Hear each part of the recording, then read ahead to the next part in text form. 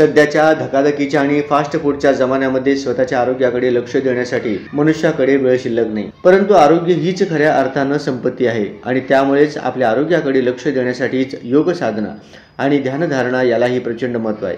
त्यामुळेच या दिनाचे महत्त्व आणि ध्यानधारणा केल्यामुळे कोणकोणते फायदे मनुष्य देहाला होतात याची सविस्तर विवेचन 21 डिसेंबर शनिवारी रोजी होणाऱ्या ध्यानधारणा दिनानिमित्त कामगार सेनेच्या पद्मशाली चौकातील कार्यालयामध्ये या दिनानिमित्त दीपक कोंडा व पुरुषोत्तम चन्ना यांचे मार्गदर्शनाने आयोजित केले आहे। तरी सोलापूर शहरातील कामगार बंधू भगिनींनी याचा लाभ घ्यावा असे आवाहन मी सोलापूर माझे सोलापूर परिवर्तन व विकास समितीचे संस्थापक अध्यक्ष विष्णू कारंपुरी महाराज यांनी केले आहे। नमस्कार, मी सोलापूर माझा सोलापूर परिवर्तन व विकास समितीचा निमंत्रक व संस्थापक। आपल्याला आवाहन करण्यात येते की 21 डिसेंबर रोजी जागतिक ध्यान दिनानिमित्त श्रीराम मिशन आर्ट फुलनेस या संस्थेच्या वतीने श्री दीपक कोंडा साहेब त्याचप्रमाणे पुरुषोत्तम चन्ना यांच्या मार्गदर्शनाखाली पद्मशाली चौक येथील कामगार सेना कार्यालयामध्ये ध्यान दिन साजरा करण्यात येणार आहे।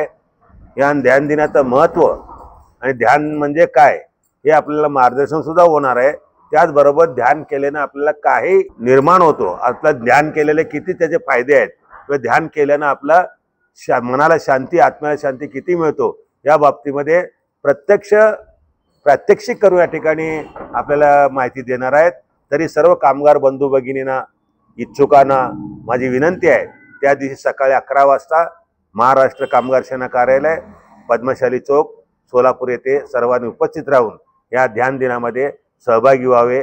या योग ध्यानधारणाविषयी श्री रामचंद्र मिशनचे विभागीय अध्यक्ष पुरुषोत्तम चन्ना या संदर्भात अधिक माहिती देताना काय म्हणतात पाहूया। नमस्कार, माझं नाव पुरुषोत्तम चन्ना, मी श्रीरामचंद्र मिशन या संस्थेचा विभागीय प्रमुख आहे। 21 डिसेंबर रोजी संयुक्त राष्ट्राने जागतिक ध्यान दिवस आयोजित केलेला आहे।